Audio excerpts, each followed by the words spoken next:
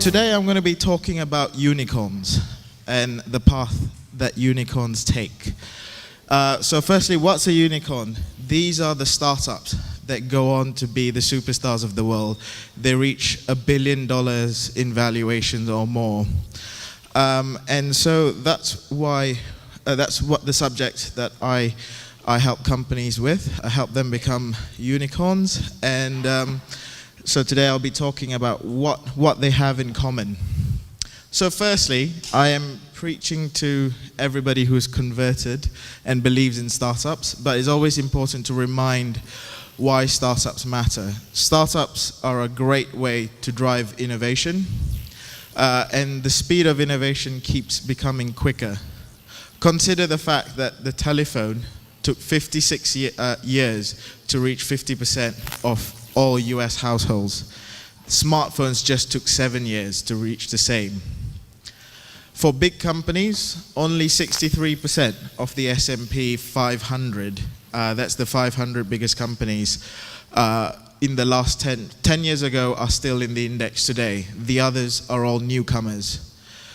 So companies that can make the most out of innovation represent the future economy and the future of business. That in a lot of studies, people are talking about there's no such thing anymore as competitive advantage. It's all lasts a very short, the competitive advantage lasts very short. It becomes transient. And for emerging economies like Brazil, Chile, Mexico, cheap labor is becoming less of a competitive advantage on a macroeconomic level. Startups really are the future. The future of economy, the future of wealth, and innovation. So, to become a unicorn, it's very simple. You need to achieve extremely high growth. This is easier said than done, but here's the data to show what happens to unicorn. If companies with over 20%, less than 20% year-on-year growth will have a 92% chance of being out of business in a few years. So in the tech sector, you really need very high growth. What is growth? It tends to be revenue. The analysis shows that there's twice the improvement on valuation compared to, say, profit growth. And growth is very difficult. Only 3% of startups reach $1 billion in sales. Almost 0.5% reach $4 billion in sales, and 85% of startups fail to maintain their growth rate. And once this is lost, very few actually manage to regain this. And as we know, 90% of companies fail in the early stages, and most of those fail because of 70% of them is because of management reason, not because of the competitive environment. So this is a snapshot of those very, very few that become unicorns. Investors love unicorns, governments love unicorns, and people here, the tech ecosystems, we all love them. But they're very, very few and far between. So before that, I thought it was, having spent a few days here in Brazil, it's fascinating to look at the startups that are coming through. I would agree that there could be bigger ambitions with some of these startups. The ideas are great, and there's no reason why they can go on to be worldwide successes and become unicorns themselves. I think the companies coming out through these ecosystems are very good already, but they are going to go on, and I'm convinced, having spent a few days in the ecosystem, that the Latin America and Brazil will have its own unicorn. It's just a question of time and who's going to do it. And so moving on, what actually goes to a unicorn? What happens in a unicorn? What's the secret to what they do? There is actually not a secret to it. There's no straightforward answer. But in summary, it's those who make the leaps. 4 leaps is the best way of describing it.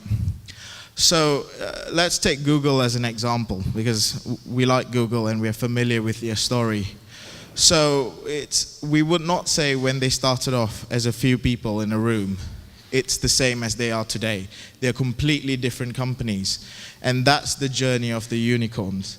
Unicorns do two things, and that's what makes them successful. The first thing is they've got a great idea, and there's a market for that, an international market for that. But that actually is the easy bit. The really hard bit is becoming the company that can extract the value from the market. Because with great ideas, and if there's a market for it, someone will extract the value. But the question is, can this company do it? So the companies that generally go on to do it, they make these transitions. So the first phase is basically when Google were 3 people trying to sell them to Yahoo, unsuccessfully, some may say, or they were smart and they didn't sell for a cheap price. And so during this phase, the group is just a small team, they collaborate, it's very entrepreneurial. And then after that, they grow to a point where they need to achieve market growth in one market. And the second stage is organization. So in the Google world, this would be when they were gaining market share in the search business globally. They happened to be a global business on day one. But they were based in one place, they were only based in the US, and they were growing and grabbing market share in the search world. In order to do this, the point this company has to do is they become a company with little bit of structures and allows the whole company to capture the value. It's not a case of the founders capturing the values themselves. It's not possible for them to do it. So they transition into a small business. And as they grow, what typically happens is the founding team, the management team, becomes very far from the market, and decision-making sits at the top. That's very typical. And then you come to the next stage, when they really expand. And so in the Google world, this would be where they both went geography and added products, things like Gmail and all sorts of other cool products that we use today. So they expanded in both ways, and for geography, it was mainly for revenue generation that they initially went out for. But they did both. So during that phase, again, you can't achieve this with power and decision-making sitting at the top. Typically, companies now need to change again and make another very hard leap to push it down, to push the power down, to push the decision-making down so that they can actually achieve the growth in the various different markets, whether it's geography or whether it's different products. And then after all of this, you are probably a unicorn by this stage, but there's one more step before you can become a Google. And that's the transition to becoming what we call a collaborative organization. Very common in tech companies like Google today, where they're working on all sorts of cool projects, collaborating together, and they are the multinational today. So we see these characteristics are common amongst all the companies that became very, very successful. There's no magic formula to it. It's really hard, but there is a pattern in common. And finally, moving from step to step, boiling down business really, really simply. A company needs the strategy and business model, an operational side to it, structuring how the work needs to happen, execution, which is helping the people working in the companies realize the vision of the company. This is really, really difficult. And lastly, talent. Now in Google, they say they look for creative disruptors. That's not easy, but you have to find the right talent. All these 4 areas, as you grow, you have to mature and make the leap 4 times across all areas of the business. If one area is left behind, if you don't have the talent, or your operations isn't up to scratch, or even if you fail to execute your plans and move forward, any of those areas isn't going to work. In a way of thinking about it, the right-hand side is the idea bit, the idea and the business model. Actually, as hard as that is, that's the easy bit. The other 3 boxes is what drives extracting the value from the market. So those are the main, very quickly, the commonalities you see in these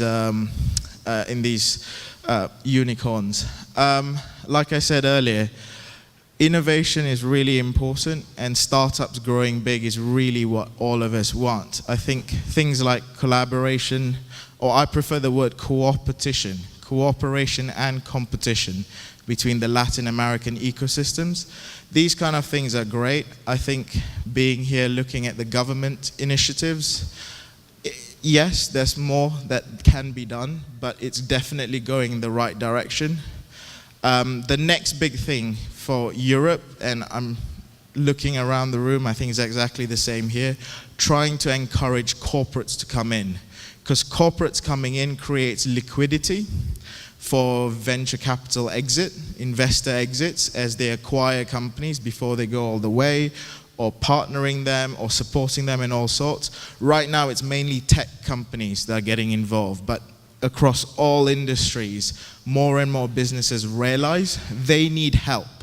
They know this startup thing, which is what it is to them, is something they need to get involved with, but learning where to start is very difficult. And I think as an ecosystem, globally, that's the next big move.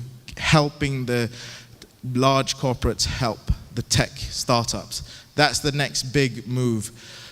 Now, innovation many, many years ago used to be white men educated in very expensive universities, locked in a room for a decade, coming up with something. Nowadays, that's not how it works. Great ideas and great companies has no respect for where you are, who you are, what your background is. No respects. Let's think about Alibaba. There's absolutely no reason why there isn't a unicorn already in this room. We just don't know they're the ones to be it. And I think the direction going on here is really great, and it's definitely very exciting. I've met over the last few days some really cool founders with products that could go on to be really, really big companies. So that's just a quick overview of what unicorns look like and my quick impression of the ecosystem here. So if there's any questions, you can always come and speak to me later. But because we're very near lunch, I thought I'll keep it short. So thank you.